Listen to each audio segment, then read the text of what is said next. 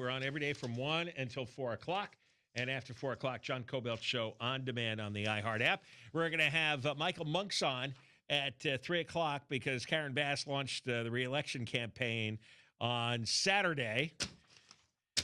But before Michael comes on, because he's rational, at least on the air he's rational, I've got to play you a report by Channel 5 reporter Aaron Myers. And, we just had the businessman activist John Alley on, and he talked about how Karen Bass personally promised him that she would not approve any contracts that would hand out free heroin needles, fentanyl needles, and meth pipes. And then the city made a deal to do exactly that. It's called Sidewalk Project, to hand out needles and meth pipes in MacArthur Park. It's a one-year contract with 4 automatic annual extensions. So potentially 5 years of a contract to do exactly what she promised John Alley will not be done. And also Jim McDonald was in on that as well. He said he was totally against it. I don't understand Jim McDonald, how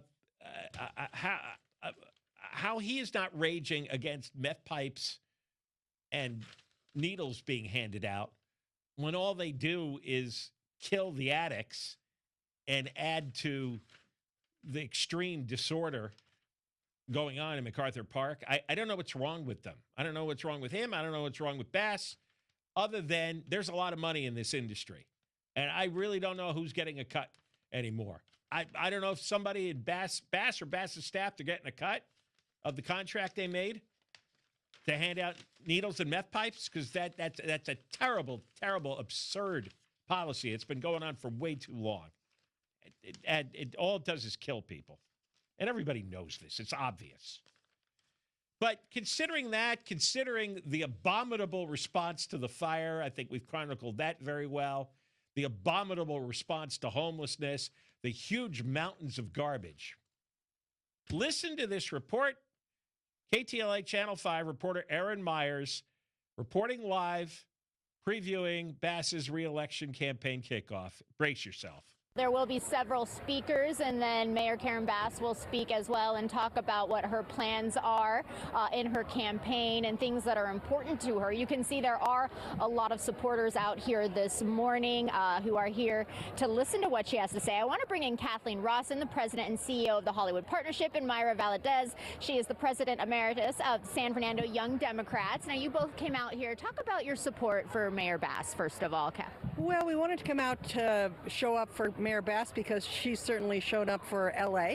And so it's important to be here and get her campaign going. And now I know some of the things that are important to her are crime, solving homelessness, affordability. Myra, talk to me about what that means to you to hear that. Yeah, well, it means that she's working towards all the priorities that I really care for and that are at the forefront of every Angelino's mind. She believes that everybody deserves to live in a community that is safe, clean, and that our homeless neighbors are housed. And she's working to do all of that as well as make the city more affordable to live in for all young people. All right, stop. I feel like I'm insane. Or that interview was done in an insane asylum. The generic question, and Mayor Bass is very concerned about, crime and affordability and homelessness. How about, Mayor Bass lost several $1 billion in homeless money and then hired 15 lawyers to keep her from testifying in court about it. How about that, Aaron Myers? That would be a fascinating question. How about Karen Bass defunding the fire department? Disappearing to Ghana while there were a week's worth of extreme wind and fire warnings. The fire department was in total disarray. It was a shambles. I don't understand this. Why ask these weird generic questions? I know she's interested. What are you doing? Why did you become a reporter? Why are you on television? Why did Channel 5 hire her? Channel 5 used to have a great historic news department. The best in the country for local news. This is what it is now? You get a couple of staffers, I guess, for the Bass campaign to talk generically about Karen Bass's dream for LA. She's been here for 3 years. It's a freaking disaster. Do you believe the amount of garbage? How about, why does Karen Bass allow so much garbage to pile up? Why won't she clean it up? I'm just, play some more of this. We'll play the rest of it. And she's working to do all of that as well as make the city more affordable to live in for all young people. And I know she did launch Inside Safe to help with homelessness and removing encampments, getting people indoors. Now, the one thing she has been facing some criticism on is the Palisades Fire. How does she get past? The one thing she's been facing is criticism about the fire. Listen to this part. The one thing she has been facing some criticism on is the Palisades Fire. How does she get past that? I know that's been difficult at this point. Well, the fire was horrendous. It shook Los Angeles to the core. No leader is prepared for that. However, in the aftermath and the recovery efforts, the team has really stepped up and focused. A lot of our family and friends live in the Palisades area and were very affected. And seeing the movement now, despite all obstacles moving forward, is promising. All right, stop. Has she been to the Palisades, this lady? Has the reporter been to the Palisades? What were they injecting? What were they smoking? Seriously. Were they on LSD? What kind of a delusion are they living? What are they talking about? No leader could have stopped it? If we had fire crews at the scene of the original New Year's Day fire, they would have put out the rekindling real fast. But Karen Bass had 0 meetings after the New Year's Day fire to plan for rekindling. 0 meetings.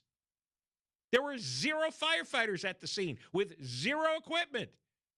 She and the fire chief met 0 times to discuss what to do if these strong Santa Ana winds kicked up a rekindling. I'm just shocked at this. Absolutely shocked. In fact, the fire department got kicked off by the state, as we told you last week, and the LA Fire Department went home, rolled up their hoses, even though the land was still smoldering, because the state was trying to protect the milk veg plant. This is insane.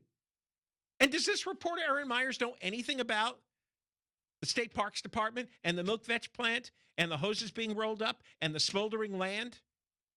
And Karen Bass had no knowledge of any of this was going on because she was planning to go to Ghana, and she and the fire chief spoke about it exactly 0 times. What do you mean no leader could have done anything? Yes, they could have. Had they just had a conversation about putting a crew at the hot spot, then it would have been stopped. None of this would have happened. Play some more. And then real quick, Myra, I know there are several candidates who've thrown their ring in to be the next mayor. What does Mayor Bass have that is going to make her stand out in that situation? Well, Mayor Bass has the experience, having served in Congress, having served as mayor these last 3 years. We think it's incredibly important that she gets elected to a second term, and she has 4 additional years to complete the promises that she has made, and we're here to help her every step of the way. Thank you both for talking to us this morning. We really appreciate it. And the election is officially on June 2nd. If a runoff is needed, that would be November 3rd. But you can see here, lots of supporters out here for Mayor Karen Bass. That is the worst news report ever done here in Los Angeles. The worst. As Erin Myers, KTLA Channel 5, I don't know what's going on there. I'm just totally flabbergasted.